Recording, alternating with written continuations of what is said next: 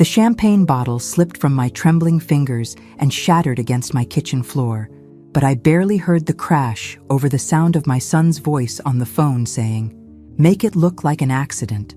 Something quick, clean, untraceable." For 30 seconds, I stood frozen in my 62-year-old body, clutching the winning lottery ticket worth $30 million, listening to my only child hire someone to murder me. The man I'd raised, loved, and sacrificed everything for was calmly discussing the best methods to eliminate his mother so he could inherit my fortune before I even had a chance to spend it. Where are you watching from today? Drop your location in the comments below and hit that like and subscribe button. Let me back up to explain how I got here, standing in my modest Springfield kitchen on this Tuesday evening in September, eavesdropping on a conversation that would change everything I thought I knew about my family.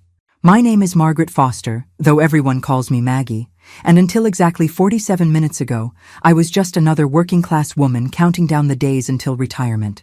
I'd spent the last 23 years as a bookkeeper at Henderson's Auto Parts, living paycheck to paycheck in the same 3-bedroom house where I'd raised my son Ryan after his father walked out when he was 12. Not exactly the American dream, but it was my life, and I'd made peace with its limitations. Then came the phone call that changed everything. "Mrs. Foster, this is Jennifer Williams from the Illinois State Lottery Commission. I'm calling to inform you that you're the sole winner of last night's Mega Millions jackpot. Congratulations, you've just won $30 million. I'd bought that ticket on impulse during my weekly grocery run, using the same numbers I'd played for 15 years. Ryan's birthday, my wedding anniversary, and my mother's birth year. $5 that I could barely afford, thrown away on a dream that seemed as distant as Mars. But apparently, dreams sometimes come true, even for women like me who'd learned to expect disappointment around every corner. After Jennifer from the Lottery Commission walked me through the next steps and scheduled my appointment to claim the prize, I did what any mother would do. I called my son to share the incredible news. That's when everything went sideways. Ryan didn't answer his phone, which wasn't unusual since he worked long hours at his construction company. But I was too excited to wait, so I drove the 20 minutes to his house in Riverside, the upscale neighborhood where he lived with his wife Amanda, in a house that cost more than I'd make in 5 lifetimes. I let myself in with the spare key he'd given me years ago, planning to surprise him with champagne and the news that would change both our lives forever. I heard voices coming from his home office and walked quietly down the hallway, not wanting to interrupt if he was on an important business call. That's when I heard words that turned my blood to ice. "The timing couldn't be more perfect, Marcus. She just won $30 million, which means we need to move fast before she starts spending it, or, God forbid, decides to donate it to some charity for stray cats, or something equally ridiculous." My hand froze on the doorknob as I realized Ryan was talking about me. "How do you want to handle this?" another voice asked. Marcus, apparently, someone I didn't recognize. "Make it look natural. Maybe a home invasion gone wrong, or a car accident. She's old, drives that piece of junk Honda. Shouldn't be too hard to arrange something believable. The insurance will just see another elderly woman who couldn't handle the stress of sudden wealth." I pressed my ear closer to the door, my heart hammering so loud I was afraid they'd hear it. "What about the wife?" Marcus asked. "Amanda doesn't know about any of this, and she never will. As far as she's concerned, Mom had a tragic accident just when life was getting good for her. Amanda's got a soft heart. She'll probably want to start a memorial fund or something touching like that." The casual way he discussed my murder, like he was planning a weekend barbecue, made my knees nearly buckle. This was my son, the baby I'd nursed through pneumonia, the teenager I'd worked double shifts to keep in college, the young man I'd co-signed loans for when he started his business. "When do you need this done?" Marcus asked, and I realized I was listening to the kind of conversation that happened in crime movies, not in real family homes in suburban Illinois. "Soon as possible. She's claiming the prize Thursday morning, which gives us maybe 48 hours before the money hits her account and she starts feeling generous toward distant relatives or worse, decides to enjoy her golden years traveling the world." There was a pause. Then Marcus said something that made my blood run cold. "My fee is $200,000. Half up front, half when it's done." "Done," Ryan agreed, without hesitation. Though honestly, Marcus, I'd pay double that to finally be free of her constant disappointment and guilt trips. I backed away from the door on shaking legs, my mind reeling. This wasn't just about money. There was real hatred in Ryan's voice when he talked about me. Years of resentment I'd apparently been too naive to see. Moving as quietly as possible, I slipped out of the house and sat in my car for 10 minutes, trying to process what I'd just heard. My son, my baby, wanted me dead, and he was willing to pay a professional to make it happen. The strangest part was that beneath the terror and heartbreak, I felt something I hadn't experienced in years. Crystal clear focus.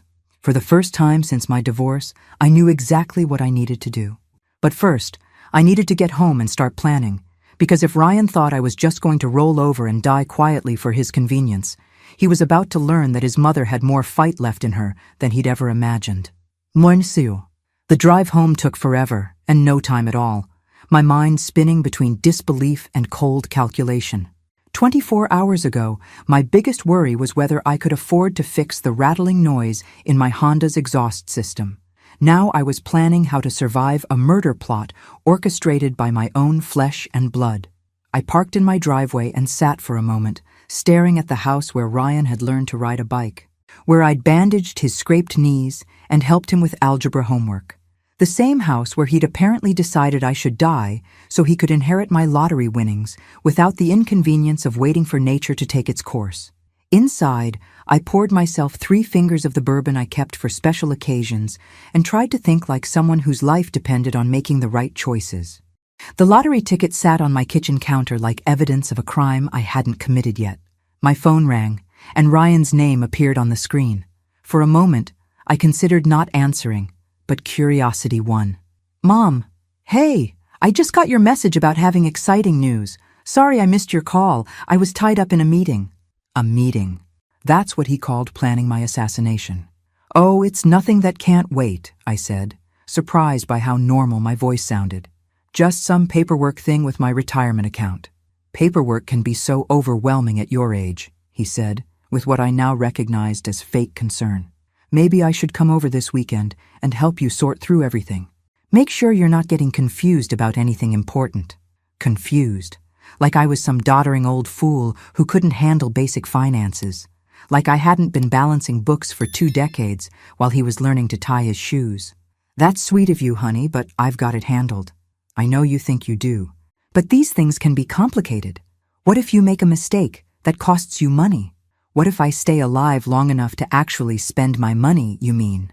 I'll call you if I need help, I said. How's Amanda? She's great. Working late at the hospital again tonight, which is why I'm just getting your message now. Perfect alibi, I thought. Amanda would be at work during her husband's business meetings with assassins. After we hung up, I sat at my kitchen table with a legal pad and started making lists. Things I knew, things I needed to find out, people I could trust, resources I had available. The truth was, I didn't have many allies. Most of my friends were coworkers, and while they were nice enough, they weren't the kind of people you'd ask to help fake your death.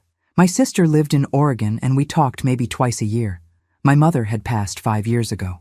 But I had one advantage Ryan didn't know about. 43 years of watching crime shows and reading mystery novels had given me a pretty good education in how these things worked. Plus, 23 years as a bookkeeper meant I understood money trails, paperwork, and how to make things look legitimate on paper. The key was making this look authentic enough to fool everyone, including Amanda, while giving myself time to figure out how to turn the tables on my darling son. I spent the next hour researching boat accidents on Lake Springfield. Surprisingly common, especially in the fall when the weather turned unpredictable. Bodies were sometimes never found, which would be perfect for my purposes. Then I called my cousin Jerry, who lived up in Wisconsin and owned a small marina. Maggie, haven't heard from you in ages. How's retirement treating you? Actually, Jerry, I'm not retired yet, but I'm thinking about taking a little vacation. Maybe renting a small boat for a few days on one of your lakes up there. Something quiet and private. Sure, I can set you up with something. When you thinking of coming up? Maybe this weekend? I know it's short notice, but I'm feeling spontaneous. Jerry laughed. Good for you. Life's too short to wait around for the perfect moment.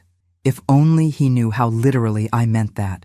After we worked out the details, I called in sick to work for the rest of the week. 23 years of perfect attendance had earned me some credibility with my boss, who told me to take care of myself and not worry about anything at the office. Next, I drove to the bank and withdrew $5,000 in cash from my savings account. Not enough to trigger any reporting requirements, but enough to handle whatever I'd need for the next few days. The hardest part was going to be the emotional performance I'd need to give when I claimed my lottery prize Thursday morning. Ryan would be expecting me to call him immediately with the good news, probably planning to console his grieving mother right up until Marcus did whatever Marcus did to people for $200,000. But I had a different script in mind. Wednesday evening, I packed a small suitcase with enough clothes for a week, threw in my passport and birth certificate, and loaded everything into my Honda. To anyone watching, it would look like I was going away for a long weekend, maybe to visit family, which, in a way, I was. I was going to visit the family member who'd betrayed me, taught him a lesson about underestimating his mother. At 9:00 p.m., I called Ryan one last time. "Hi, honey. I'm heading up to Wisconsin tomorrow to visit cousin Jerry for a few days. You remember Jerry, right? The one with the boats? Wisconsin. That's kind of sudden, isn't it? I've been feeling restless lately, and Jerry invited me up to see his new marina. I thought it might be nice to get away from everything for a while." There was a pause, and I could practically hear Ryan recalculating his timeline. "Mom, maybe you should wait a few more days. I was planning to come over this weekend to help you with those financial papers you mentioned." "The papers can wait. This is just a short trip to clear my head." "Well, be careful driving up there. The weather forecast looks pretty rough for this weekend." How thoughtful. My son was concerned about road conditions while simultaneously arranging for my permanent removal from them. "I'll be careful," I promised. "Jerry's got a nice little cabin right on the water. I'm planning to rent one of his boats and do some fishing, maybe some thinking." "Fishing? Since when do you fish?" "Since I decided I've spent too many years sitting around waiting for life to happen to me." Another pause. "Mom, are you feeling okay? You sound different." "Different?" "Well, discovering that your child wants you dead does tend to alter your perspective on things. I'm feeling better than I have in years, actually. Like I'm finally ready to start living instead of just surviving." "That's good, I guess. Just promise me you'll be careful around the water. You're not exactly an experienced boater." "Don't worry, sweetheart. I've got everything planned out perfectly." And I did. By Sunday evening, Maggie Foster would be officially dead, her body lost somewhere in the dark waters of Lake Geneva. But the woman who emerged from those waters would be someone entirely different. Someone with $30 million, a new identity, and a very specific agenda regarding her ungrateful son. Ryan had no idea what kind of storm he'd just unleashed. Thursday morning arrived gray and cold, perfect weather for claiming a life-changing lottery prize and beginning my own death. I dressed carefully in the navy blue dress I'd worn to my mother's funeral, seemed appropriate for the occasion, and drove to the Illinois Lottery Commission headquarters in Chicago. The whole process took 3 hours of paperwork, photos, and interviews with officials who kept congratulating me on my incredible luck. If only they knew how unlucky I was feeling. "Mrs. Foster, you're our biggest winner this year," said Jennifer Williams, the woman who'd called me with the news. $30 million after taxes. Have you given any thought to how you'd like to handle your winnings? I smiled the way I imagined a shocked grandmother should smile. "Honestly, I can barely believe this is real. I keep thinking I'm going to wake up and find out it's all been a dream." "It's very real," she assured me. "The money will be transferred to your designated account within 48 hours. You might want to consider speaking with a financial advisor about investment options. My son Ryan works in construction. He's good with numbers. I'm sure he'll help me figure out the best way to handle everything." Jennifer beamed. How wonderful to have family support during such an exciting time. Family support. Right. I called Ryan from the parking lot, knowing he'd be waiting for this call. "Mom, how did it go?" "Oh my goodness, Ryan, I can barely speak. $30 million, can you believe it? That's incredible. Absolutely incredible. When does the money get transferred?" "They said 48 hours. By Saturday morning, I'll officially be a millionaire." I paused for effect. 30 times over. "This is amazing news. Listen, why don't you cancel that trip to Wisconsin? We should celebrate properly. Maybe go out for dinner tonight." "Actually, I think getting away for a few days is exactly what I need. This is all so overwhelming, and Jerry's place is so peaceful. I need some quiet time to process everything that's happening." "But Mom, There are probably things you need to take care of right away. Legal stuff, financial decisions. Nothing that can't wait until Monday. The lottery people said I don't have to make any major decisions immediately. I could hear the frustration in his silence. His timeline was getting messed up, and he didn't know how to fix it without sounding suspicious. Well, okay, but please be extra careful driving, and call me when you get there so I know you arrived safely. Of course. Sweetheart, I love you. I love you too, Mom. The lie came so easily to both of us. I drove home, loaded my car with the things I'd need, and left a note for my neighbor, Mrs. Patterson, asking her to collect my mail and water my plants while I was gone. Then I headed north toward Wisconsin, taking back roads and paying cash for gas to minimize my digital trail.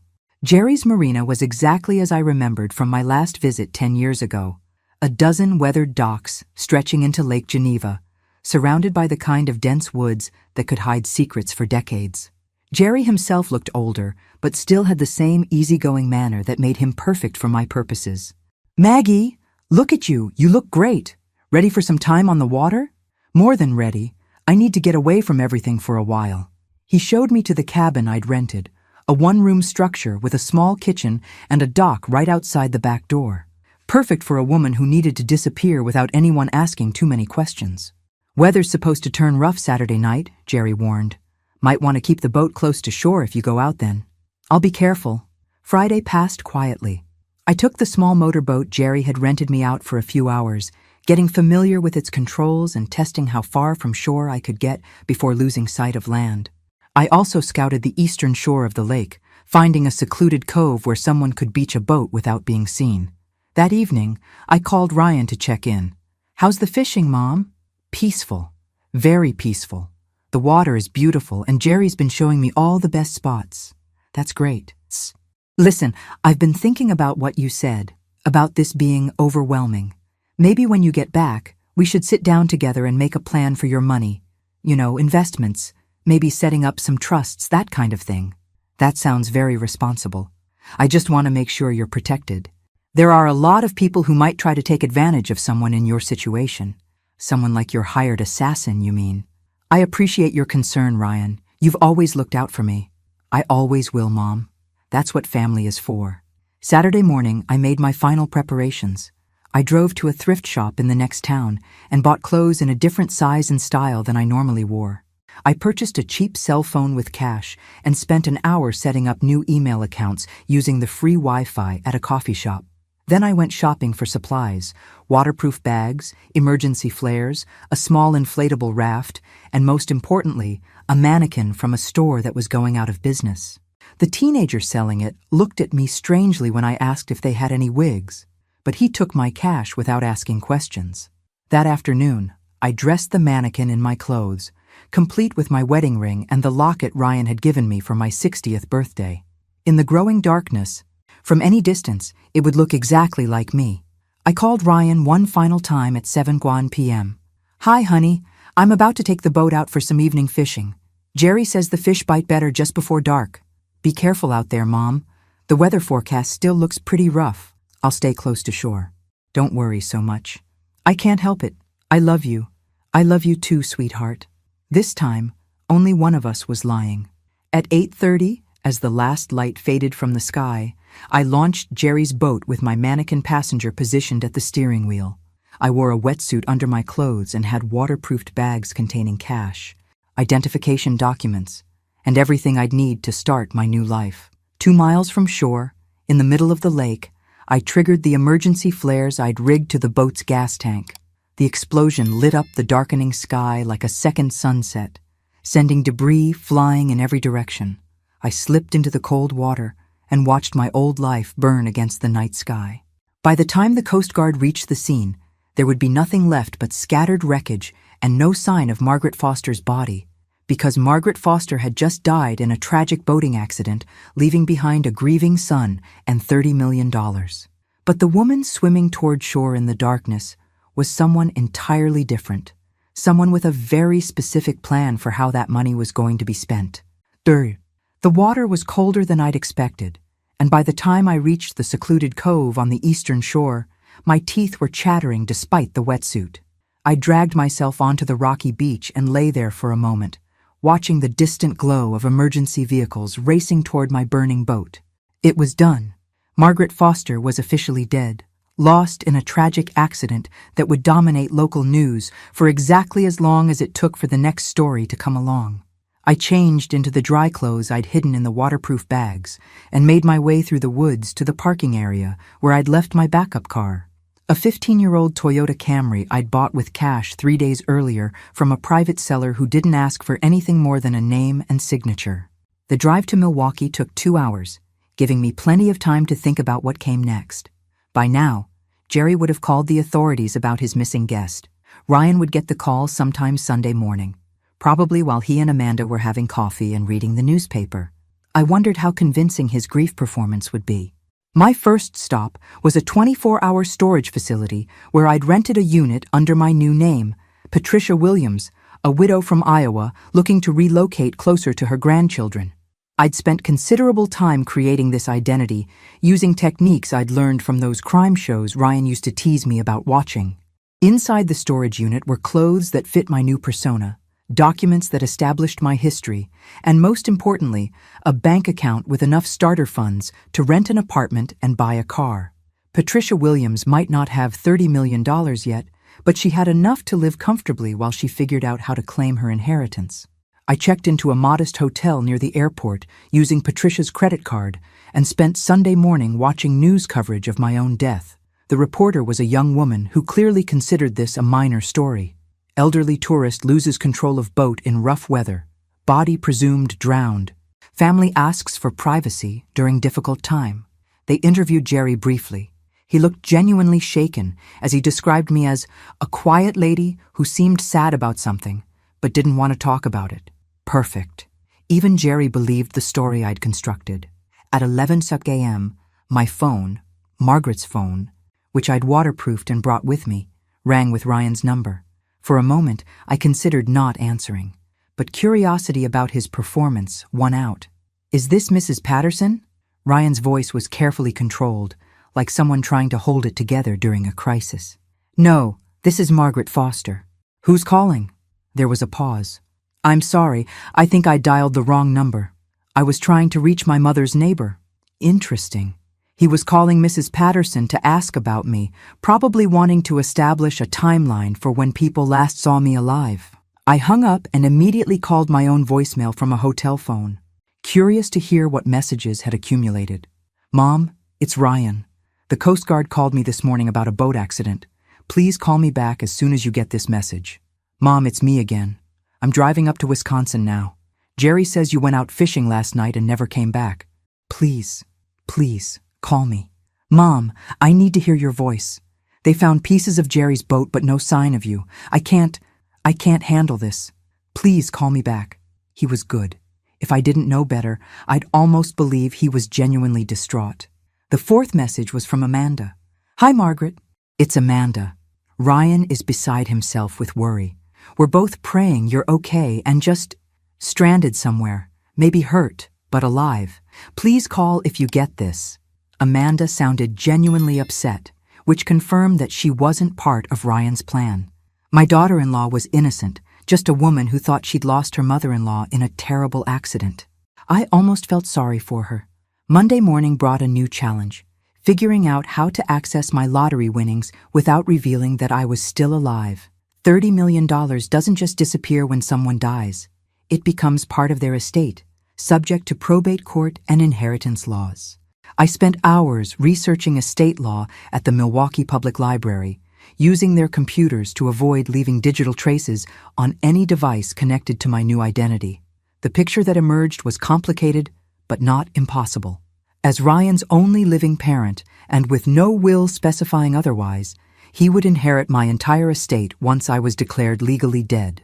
In cases where no body is recovered, that process typically takes 7 years unless a judge accepts compelling evidence of death. But lottery winnings were treated differently. Since I'd officially claimed the prize but died before receiving it, the money would likely be transferred to my estate relatively quickly, especially with clear evidence of accidental death. Ryan probably knew this. He'd certainly had time to research it while planning my murder. The question was, could I get to the money before he did? Tuesday afternoon, I drove to a law office in downtown Milwaukee and made an appointment with a lawyer named David Chen, using my Patricia Williams identity. Ms. Williams, how can I help you today? I need some advice about a rather unusual inheritance situation. My sister died recently in an accident, and there are some complications with her estate. I spun a carefully constructed story about a family member who'd won the lottery but died before collecting, leaving behind a son who might not be the most trustworthy heir. I asked about legal options for challenging inheritance distributions, particularly in cases involving suspected foul play. David Chen listened carefully, taking notes. These situations can be complex, especially when large amounts of money are involved. Do you have any concrete evidence of wrongdoing? Not yet, but I'm working on it. If you can document suspicious circumstances surrounding your sister's death, there are legal avenues for challenging the inheritance. The key is timing and evidence. How much time do I have? That depends on several factors. But generally speaking, you'd want to act within the first few months after the death is officially recorded. Once the estate is settled and assets distributed, it becomes much harder to challenge. I thanked him for his time and paid his consultation fee in cash. As I left his office, I was already formulating the next phase of my plan. Ryan thought he'd eliminated the one obstacle between him and $30 million. But what he'd actually done was create an enemy with unlimited resources and nothing left to lose. My son had always been smart, but he'd never been as smart as he thought he was. And he'd certainly never been as smart as his supposedly simple mother, who'd spent 43 years learning how criminals think by watching them on television. It was time to start my investigation into Ryan Foster's business dealings, his financial situation, and most importantly, his relationship with a man named Marcus who charged $200,000 to make problems disappear. Because if I was going to destroy my son's life the way he'd tried to destroy mine, I needed to understand exactly what kind of man he'd become when I wasn't watching. Wednesday morning found me sitting in my rental car outside Ryan's construction company, watching workers arrive for their shifts. Foster and Associates occupied a converted warehouse on the outskirts of Springfield, with expensive equipment parked in the lot, and Ryan's black pickup truck in the reserved space near the main entrance. From the outside, it looked like a successful business, but I'd spent enough years balancing books to know that appearances could be deceiving, especially in an industry where cash flow problems could sink even profitable companies. I waited until Ryan arrived at 8 a.m., then followed him at a distance as he stopped at a coffee shop downtown. Perfect opportunity to do some reconnaissance while he was safely occupied. Foster and Associates had a small office staff, and I'd done my homework on each of them. The receptionist was a young woman named Jennifer, who'd worked there for 6 months. The bookkeeper was an older man named Tom Peterson, who'd been with the company for 3 years. I walked into the office wearing the kind of professional outfit that made me invisible. Gray suit, sensible shoes, clipboard in hand. The universal uniform of someone conducting an official survey. Good morning. I'm with the Better Business Bureau, conducting a routine survey of local construction companies for our annual report. Would you have a few minutes to answer some questions about business practices in the industry? Jennifer looked uncertain. I'd have to check with Mr. Foster, but he's not in the office right now. That's fine. These are general questions about industry standards, not specific company information. Completely confidential, of course. For the next 20 minutes, I chatted with Jennifer and Tom, asking the kind of bland questions that would bore anyone to death while listening carefully for useful information. Most of what I learned was routine. Normal business operations, standard payment schedules, typical client complaints. But then Jennifer mentioned something interesting. The only weird thing lately is that Mr. Foster has been getting a lot of calls from someone named Marcus. He always takes those calls in his private office with the door closed. And afterwards he seems, stressed? Like whatever they're discussing isn't good news. Tom nodded. I've noticed that too. Usually Mr. Foster is pretty easygoing, but after those Marcus calls, he gets snappy with everyone. How long has this been going on? I asked, keeping my tone casual. Maybe 2 months? Jennifer looked at Tom for confirmation. Yeah, about that long. 2 months. Right around the time Ryan would have been planning my murder. I thanked them for their time and left, my mind racing. Whatever relationship Ryan had with Marcus, it was causing him stress. That suggested either blackmail or debt, both possibilities that could be useful for my purposes. My next stop was the Springfield Public Library, where I spent the afternoon using their computers to research Marcus Thompson, the only Marcus I could find connected to the kind of services Ryan had been shopping for. Marcus Thompson had an interesting history: 3 arrests for assault, 1 conviction for extortion that resulted in 18 months in prison, and current employment as security consultant for a company called Midwest Protection Services. Midwest Protection Services was the kind of business that didn't advertise in the yellow pages. Their website was minimalist, offering discreet security solutions for sensitive situations and risk management consultation for high-net-worth individuals. In other words, they were criminals with business cards. I printed out everything I could find about Marcus and his company, then cross-referenced their known associates with local criminal records. What emerged was a picture of organized crime trying to look respectable, loan sharking, intimidation, and yes, occasional elimination of problems that couldn't be solved through traditional channels. The question was, how had Ryan gotten connected to these people? Thursday evening, I followed Ryan from his office to a bar called Murphy's on the south side of town. Not his usual kind of place. Murphy's was a working-class establishment where construction workers and factory employees went to drink beer and complain about their bosses. I waited 30 minutes, then entered wearing jeans and a baseball cap, looking like any other tired woman stopping for a drink after a long day. Ryan was sitting in a corner booth with 2 men I didn't recognize. From the body language, it wasn't a friendly conversation. I ordered a beer and found a spot at the bar where I could observe without being obvious about it. Ryan looked nervous, constantly checking his phone and fidgeting with his keys.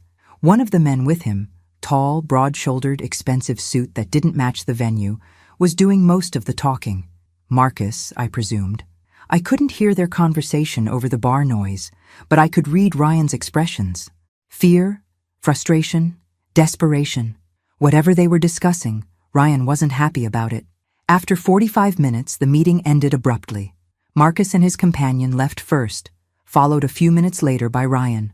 I waited another 10 minutes, then followed Ryan's route home, curious about his state of mind.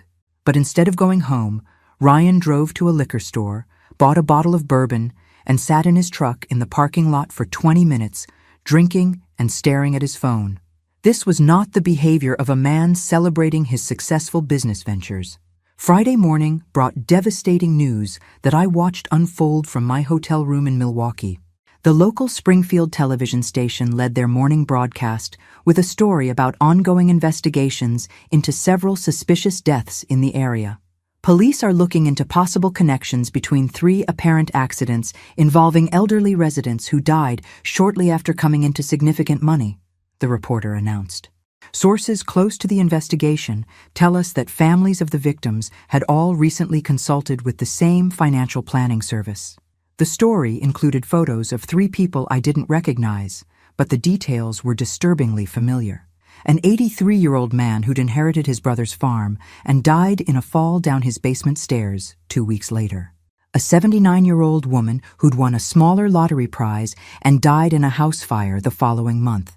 A 75-year-old widow whose pension settlement arrived just before she suffered a fatal heart attack that doctors couldn't explain. All 3 families had used Midwest Financial Planning Services to help manage their sudden windfalls. Midwest Financial Planning Services, I discovered through more library research, was owned by Marcus Thompson. The scope of what I was dealing with suddenly became much larger.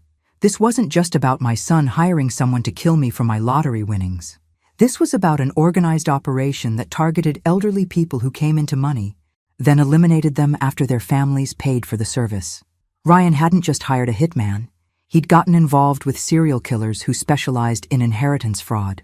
The news report mentioned that police were asking family members of the victims to come forward with any information about unusual circumstances surrounding their relatives' deaths.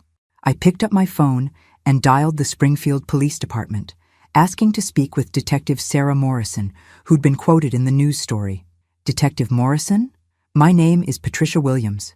I have information about the cases you're investigating involving elderly victims and Midwest Financial Planning Services. What kind of information? Ms. Williams? I believe my sister Margaret Foster was their most recent victim. She won $30 million in the lottery last week and died in a boat accident 3 days later. Her son Ryan had been in contact with Marcus Thompson before her death. There was a long pause. Ms. Williams, can you come in for an interview? I think we need to talk in person. I'll be there tomorrow afternoon. And Ms. Williams, if what you're telling me is accurate, you may want to consider protective custody. These people don't usually leave witnesses alive. I hung up the phone and smiled for the first time since this whole nightmare began. Ryan thought he'd committed the perfect crime, but what he'd actually done was connect himself to a criminal organization that was already under police investigation. By tomorrow evening, my dear son would discover that killing his mother was the biggest mistake he'd ever made. The $30 million Betrayal, chapters 6 to 10. Detective Sarah Morrison looked exactly like someone who'd spent 20 years dealing with the worst humanity had to offer. Tired eyes, coffee-stained desk, and the kind of skeptical expression that said she'd heard every lie imaginable. But when I walked into the Springfield Police Department Saturday afternoon and started explaining what I knew about Marcus Thompson and my sister's death, her skepticism quickly turned to intense interest. Let me make sure I understand this correctly, Ms. Williams. You believe your sister Margaret Foster was murdered by the same organization we're investigating in connection with 3 other deaths? I don't believe it. I know it.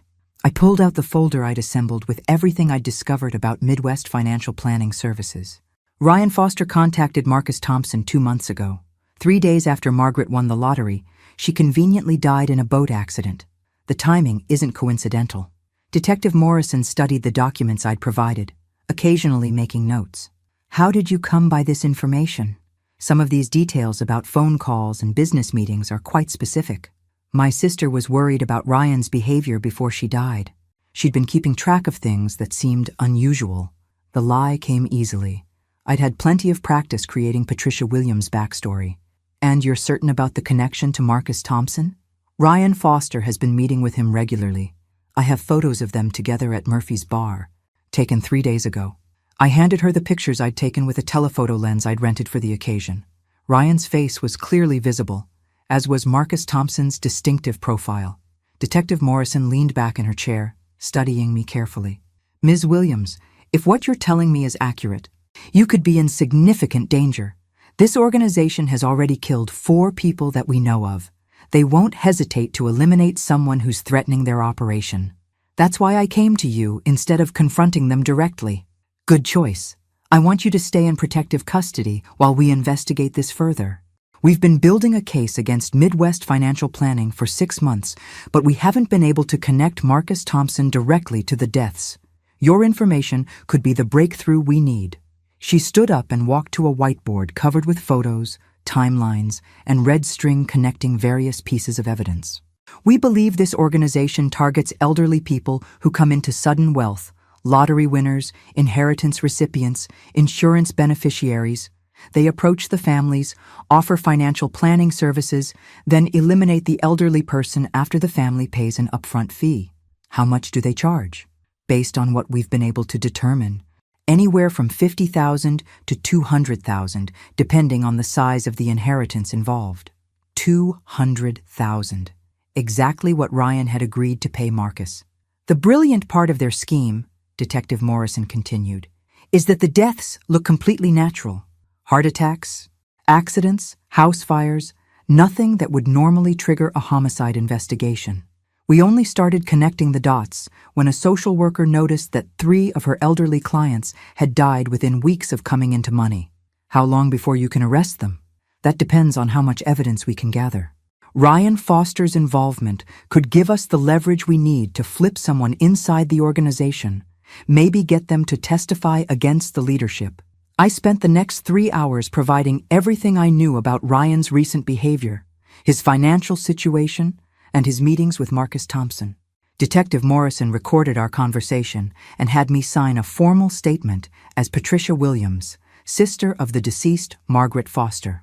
We'll need you to stay in town while we investigate, she told me as we wrapped up. I'm arranging for a safe house where you can wait this out. These people play for keeps. How long do you think this will take? Could be days. Could be weeks. But I promise you, Ms. Williams, if your sister was murdered, we're going to make sure her killer pays for it." That evening, in a cramped apartment that served as witness protection, I watched the local news coverage of the investigation. The story had exploded over the weekend, with reporters camping out at Midwest Financial Planning's offices and trying to interview family members of the previous victims. Ryan's name hadn't been mentioned yet, but I knew it was only a matter of time. My phone, Patricia's phone, rang at 9 p.m. Detective Morrison. "Ms. Williams, we just executed search warrants on Marcus Thompson's business and personal residences. What we found is going to blow this case wide open." "What kind of evidence?" "Client files documenting the entire operation. Names, dates, payments received, methods of elimination. Your sister's case is in there, along with detailed plans for 12 other elderly targets who haven't been killed yet. 12 other potential victims." The scope of this conspiracy was staggering. "There's more," Morrison continued. "We found audio recordings of Thompson's conversations with various clients, including several with Ryan Foster. Your nephew is discussing your sister's murder in explicit detail, down to the method and timing." I closed my eyes, trying to feel grief for the son I'd raised, but finding only cold satisfaction. Ryan had recorded his own confession without knowing it. "When will you arrest him?" "Tomorrow morning. We want to get him before he realizes how much evidence we have. The whole organization is going down. Thompson, his associates, and every client who paid for these services." After Morrison hung up, I sat in the safe house apartment, staring out the window at the street where my son would be arrested in less than 12 hours. Part of me wanted to be there to see his face when he realized that his simple murder plot had connected him to the biggest criminal conspiracy in Illinois state history. But the rational part of me knew that Patricia Williams needed to stay hidden while Margaret Foster's killer was brought to justice. I poured myself a glass of wine from the bottle I'd picked up earlier and raised it in a toast to my reflection in the window. "Here's to you, Margaret Foster. Your death is about to be avenged in ways your son never imagined." The woman in the reflection smiled back, and for the first time since this nightmare began, I felt genuinely optimistic about the future. Tomorrow, Ryan Foster would discover what happened to people who underestimated their mothers. Sunday morning brought chaos that exceeded my wildest expectations. I woke up in the safe house to find Detective Morrison's card slipped under my door with a handwritten message. "Turn on Channel 7. Ryan Foster arrested at 6 a.m. Call me." The news coverage was spectacular. Video of Ryan being led away in handcuffs from his house while Amanda stood in the doorway in her bathrobe, clearly having no idea what was happening. The reporter was practically vibrating with excitement as she described the massive law enforcement operation that had taken down what she called the most sophisticated elder abuse ring in Midwest history.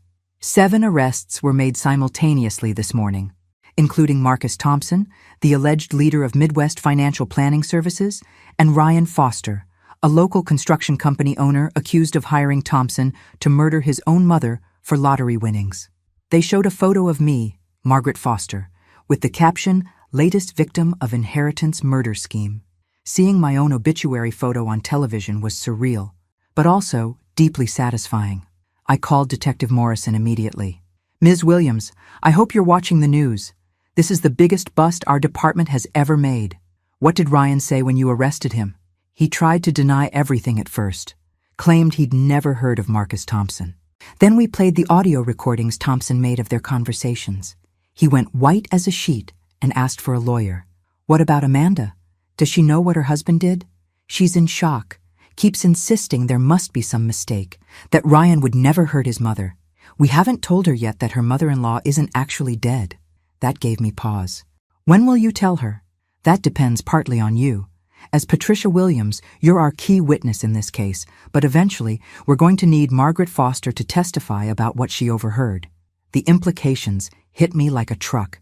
At some point, I was going to have to rise from the dead and confront my son in court. The thought was both terrifying and exhilarating. What happens next?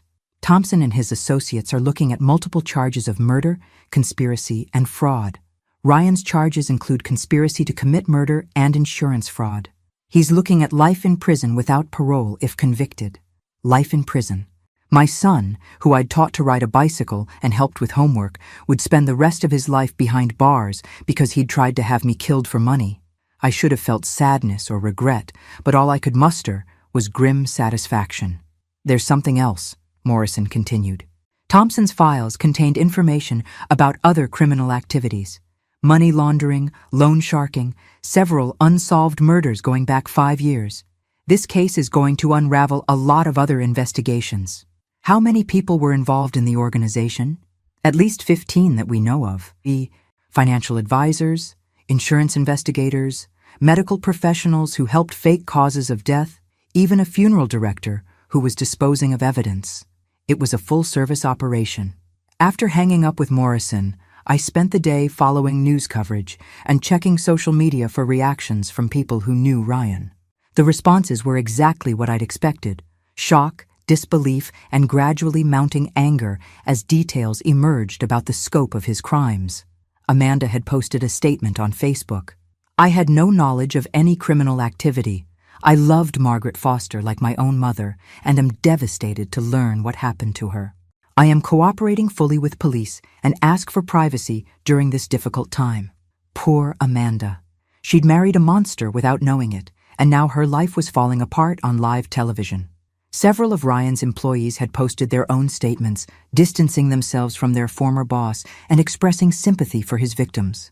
Foster and Associates would be bankrupt within a week, another casualty of Ryan's greed. Monday brought more developments. Detective Morrison called to tell me that Marcus Thompson had started talking, hoping to cut a deal with prosecutors. He's given us details about 11 murders over the past 3 years, including methods, timelines, and payment amounts. Your sister's case was particularly lucrative for him because of the lottery winnings. Is he providing information about other clients? Dozens of them. Apparently, there's a whole network of people who know about this service and refer potential clients to Thompson. We're looking at the biggest conspiracy case in state history. That afternoon, I made a decision that surprised even me. I drove to Springfield, carefully disguised with a wig and sunglasses, and parked across the street from Ryan's house. Amanda was home alone, sitting on the front porch with a cup of coffee, staring at the police tape that still surrounded parts of her property.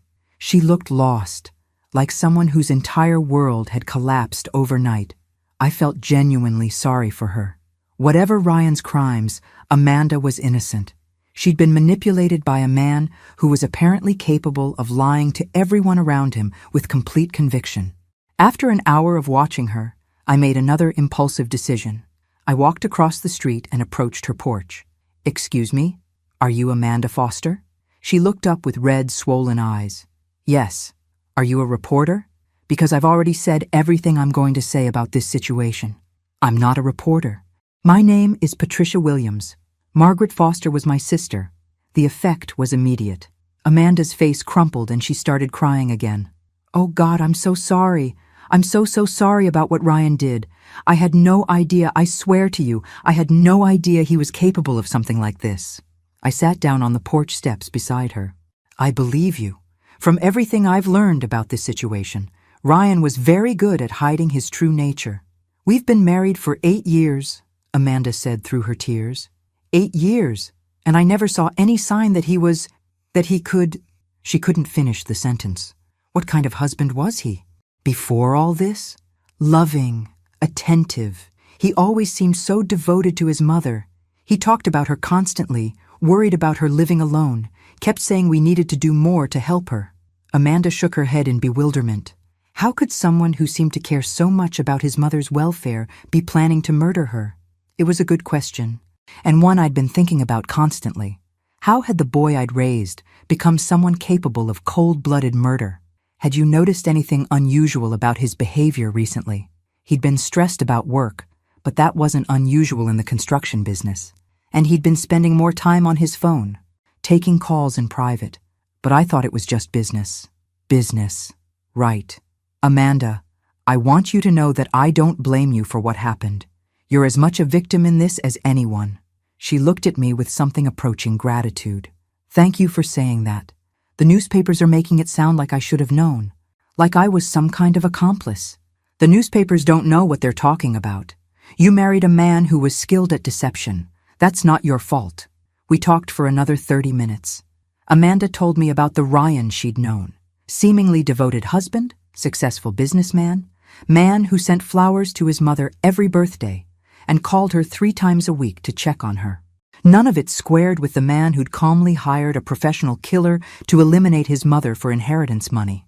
As I prepared to leave, Amanda grabbed my arm. "Ms. Williams, do you think Margaret suffered when they killed her?" I looked into her eyes and saw genuine concern for someone she'd believed was her mother-in-law. "I think it was probably very quick," I said gently. "I don't think she suffered." It wasn't exactly a lie.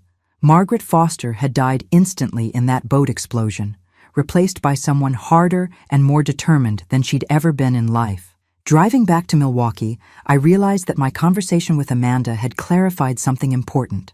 Ryan hadn't always been a monster. Something had changed him, turned him into someone capable of murder for money. The question was, what had happened to transform my son into a killer? And more importantly, was there any part of the boy I'd raised left to save? By Tuesday morning, I would have my answer to both questions, and it would change everything about how I planned to handle my resurrection. Tuesday morning brought news that made me question everything I thought I knew about my son's motivations. Detective Morrison called the safe house with information that Marcus Thompson had revealed during his interrogation. "Ms. Williams, we need to talk. Can you come to the station this morning?" "What's happened?" "Thompson told us something about Ryan Foster that changes the entire dynamic of this case."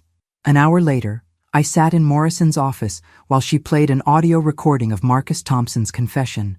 "Ryan Foster came to me 6 months ago, not 3 weeks ago like we originally thought."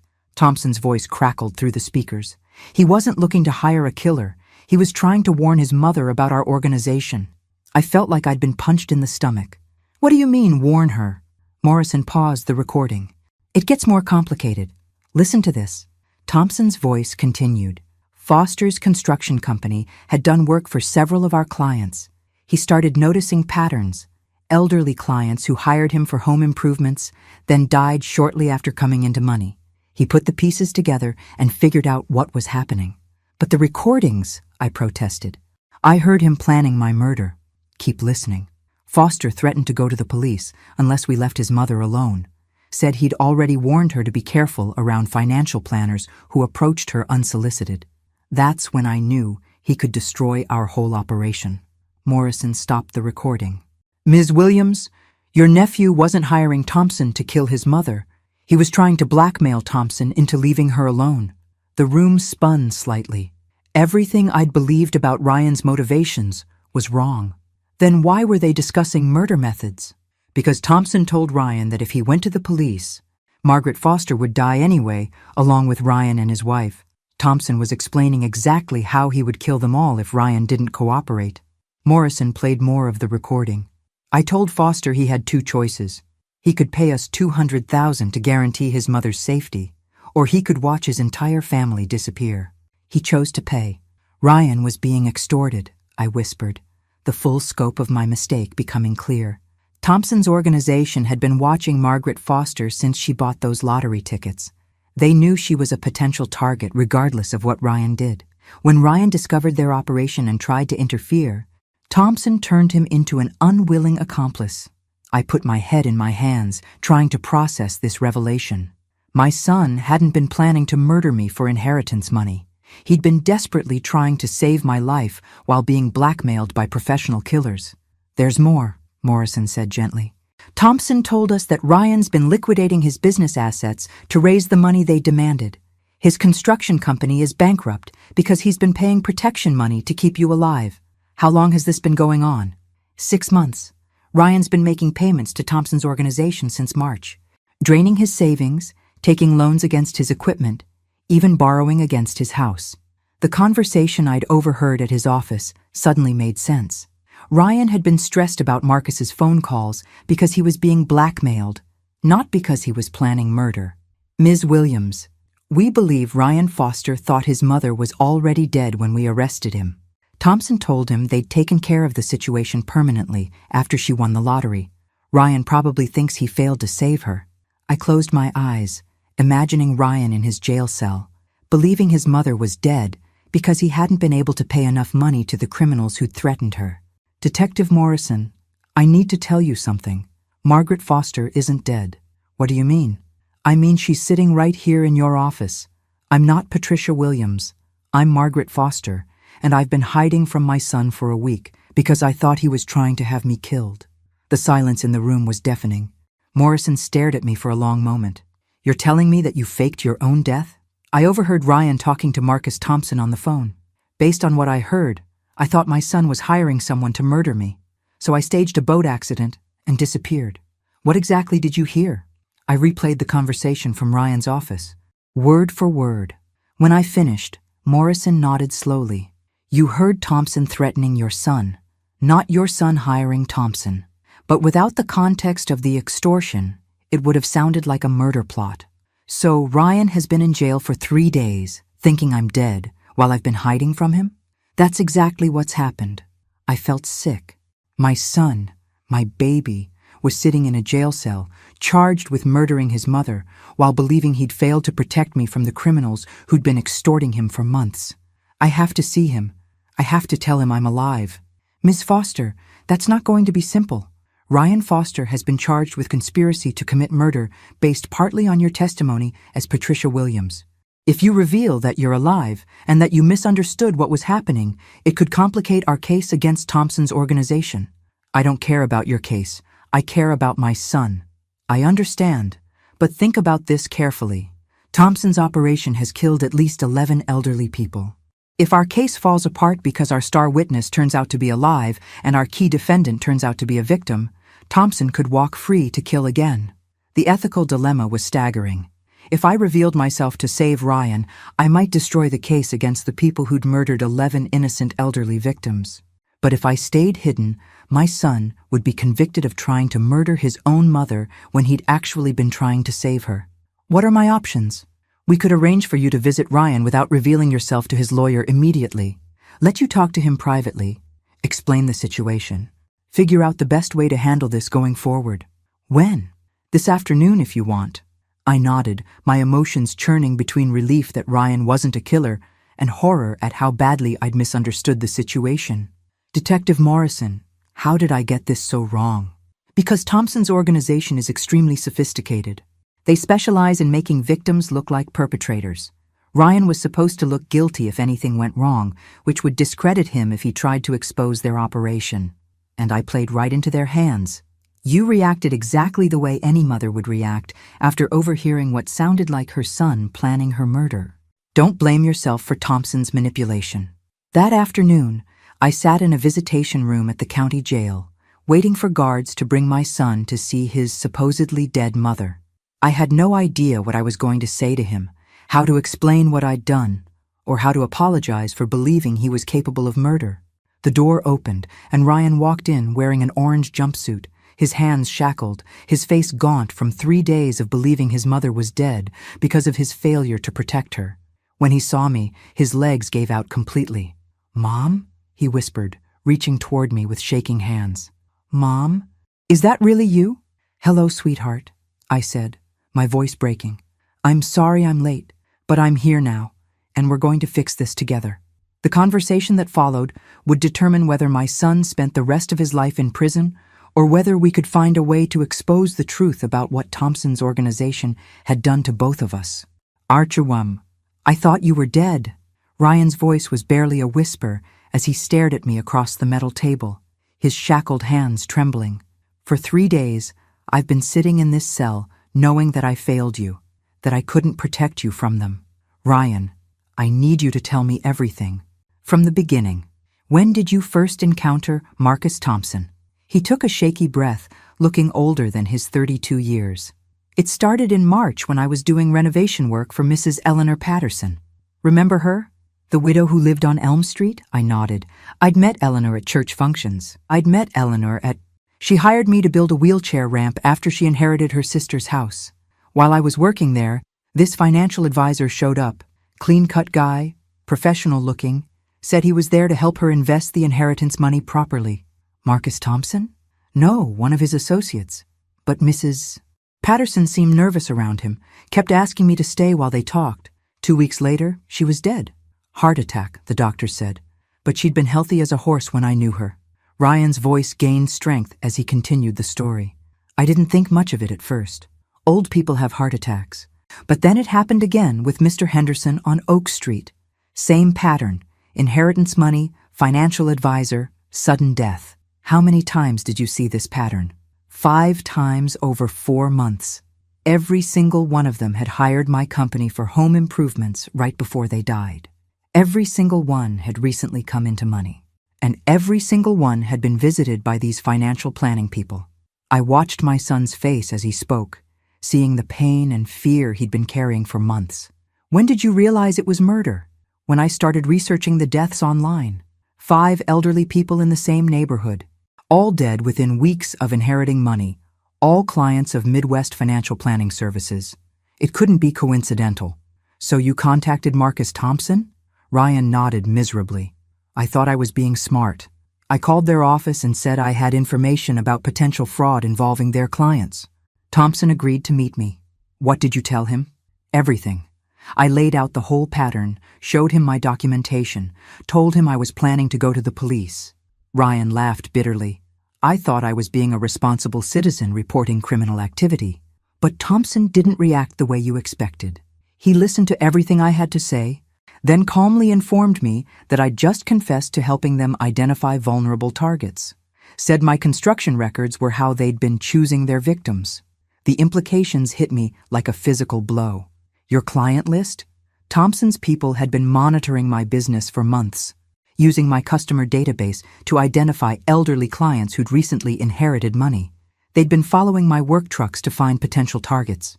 Ryan, this isn't your fault, isn't it? Every one of those people died because I led killers to their door. Mrs. Patterson, Mr. Henderson, all of them trusted me.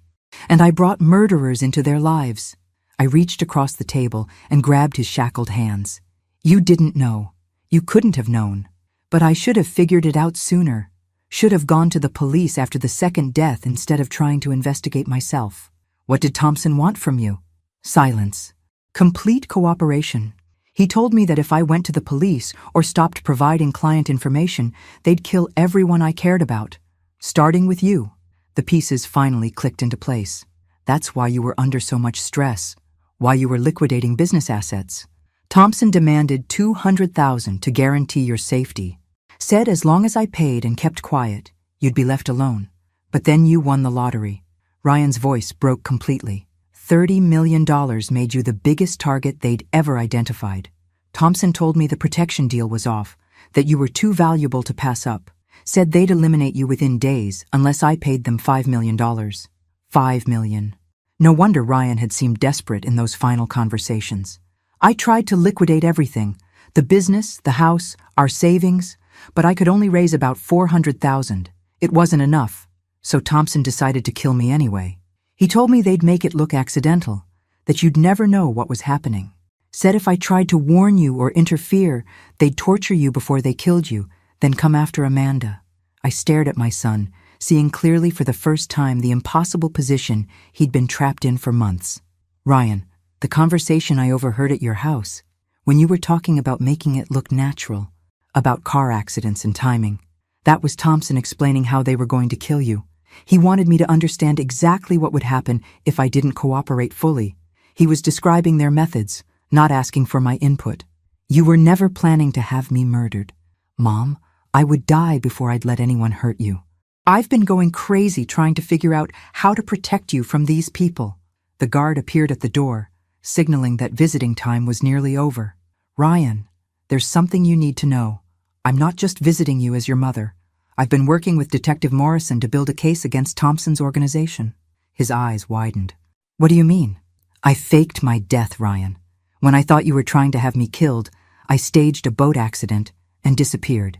I've been feeding information to the police as Patricia Williams, Margaret Foster's sister. You've been alive this whole time? I've been hiding from you this whole time, thinking you wanted me dead. But now I know the truth, and we're going to use that truth to destroy Thompson and everyone like him. How? Because Thompson's organization just made their biggest mistake. They tried to turn a mother against her son, not realizing that we're stronger together than either of us is alone. The guard stepped forward. Time's up. I stood, but Ryan remained seated, staring at me with something I hadn't seen in his eyes since he was a child. Hope. Mom? What happens now? Now we fight back, sweetheart. Together. Thompson wanted to make you look like a killer and me look like a victim. Instead, we're going to make sure he spends the rest of his life in prison. As I left the visitation room, I was already planning the next phase of our counterattack. Thompson had manipulated and threatened my family for months, using our love for each other as a weapon against us. But he'd made one crucial error in judgment. He'd assumed that love makes people weak. He was about to learn that nothing in this world is more dangerous than a mother whose child is threatened. 3 weeks later, I sat in the front row of the courtroom as Marcus Thompson was sentenced to life in prison without possibility of parole. The judge's words echoed through the packed gallery. Mr. Thompson, your organization's systematic targeting and murder of vulnerable elderly citizens represents one of the most heinous criminal enterprises in this court's history. But the real victory had come 2 days earlier. When Ryan walked out of jail as a free man, all charges dropped after the truth about Thompson's extortion scheme became public knowledge. The media had turned our story into a sensation. Son saves mother from murder plot. Fake death exposes killer ring. Family love defeats criminal conspiracy. While I appreciated the positive coverage, what mattered most to me was sitting next to Ryan and Amanda in that courtroom, watching justice being served to the man who'd tried to destroy our family. Detective Morrison had been right about the scope of Thompson's operation. The final investigation revealed 17 murders over 5 years, with dozens of attempted extortion cases like Ryan's. Thompson's associates received sentences ranging from 25 years to life, effectively dismantling the entire organization. Ms. Foster? The voice belonged to Jennifer Walsh, a reporter from the Chicago Tribune who'd been covering the trial. Could I ask you a few questions about your experience? I looked at Ryan, who nodded encouragingly. We'd discussed this, using media attention to warn other families about similar schemes. What would you want people to know about organizations like Thompson's? Jennifer asked. That they prey on our love for each other, I said, choosing my words carefully. They identify the people we care most about, then use our desire to protect them as a weapon against us. The only defense is communication and trust. What do you mean by that? If Ryan and I had talked openly about what was happening, instead of each trying to protect the other in secret, Thompson never would have been able to manipulate us. Family members need to share their fears and suspicions, even when it's uncomfortable. Jennifer scribbled notes. What advice would you give to families who might be targeted by similar schemes? Trust your instincts. If financial advisors or insurance salespeople approach you immediately after you receive inheritance money, be suspicious. Legitimate businesses don't typically cold call lottery winners or inheritance recipients. And if you suspect your family is being targeted, go to the police immediately. Don't try to handle it yourself. Don't try to pay off criminals. Don't assume you can outsmart professional con artists. Law enforcement has resources and experience that private citizens don't have. After the interview, Ryan, Amanda, and I walked to my car in the courthouse parking garage. The underground space was dimly lit and echoing with the sound of our footsteps, creating an oddly intimate atmosphere for the conversation I'd been planning. Ryan, there's something we need to discuss about the lottery money. He stopped walking. Mom, I don't want any of it. After everything that's happened, I never want to see a penny of that money. I figured you'd feel that way, which is why I've already made arrangements. I handed him an envelope containing legal documents I'd prepared with my attorney. What's this? A trust fund for your future children. $20 million that can only be accessed for education, healthcare, and housing expenses for the next generation of our family. Ryan opened the envelope and stared at the documents. Mom, this is too much. It's exactly the right amount. The money can't be touched by you or Amanda, which protects it from anyone who might try to manipulate you in the future. But it ensures that our grandchildren will have opportunities neither of us could have imagined. Amanda was crying again, but these were happy tears. Margaret, you don't have to do this. Yes, I do. Family takes care of each other, but not by enabling dependency or creating targets for criminals. This way, the money serves its proper purpose. What about the remaining $10 million? Ryan asked. $5 million is going into my retirement account, which should be more than enough for a comfortable life. The other $5 million is being donated to organizations that help elderly people avoid financial exploitation. We reached my car, and I turned to face my son and daughter-in-law. Ryan, I want you to rebuild your construction company. Amanda, I want you to continue your nursing career. You're both young and talented, and you don't need lottery winnings to have a successful life together. What about you, Mom? What are your plans? I smiled, feeling genuinely excited about the future for the first time in years. I'm buying a small house in Colorado, near the mountains. I'm going to learn to hike and maybe take up photography. I've spent 62 years taking care of other people. It's time I learned to take care of myself. Colorado's pretty far away. Far enough to discourage casual visits, close enough for holidays and emergencies. We all need some space to heal from what Thompson put us through. Ryan hugged me. The first completely relaxed embrace we'd shared in months. I love you, Mom, and I'm proud of how you handled this whole situation. I love you too, sweetheart. But next time you're being blackmailed by organized criminals, please call your mother immediately. He laughed. The first genuine laugh I'd heard from him since this nightmare began. I promise. 6 months later, I was sitting on the deck of my cabin in Aspen, watching the sunrise paint the mountains gold and pink while my coffee grew cold in my hands. My phone buzzed with a text from Amanda. Baby Foster expected January 15th. Can Grandma Margaret clear her calendar for visits? I smiled and typed back. Grandma Margaret's calendar is officially cleared for all baby-related emergencies and snuggling duties. The lottery ticket that had started this whole adventure was framed on my kitchen wall, not as a celebration of wealth, but as a reminder that sometimes the most valuable prizes come disguised as disasters. I'd won $30 million, lost it, and gained something infinitely more precious. The absolute certainty that my son loved me enough to sacrifice everything to protect me. Marcus Thompson had tried to turn our family's love into a weapon. Instead, he'd taught us that love, real love, is the most powerful force in the universe when it's based on honesty, communication, and trust. And sometimes, just sometimes, mothers who refuse to give up can move mountains. Or at least, they can move $30 million in exactly the right direction. Thanks for listening. Don't forget to subscribe and feel free to share your story in the comments. Your voice matters.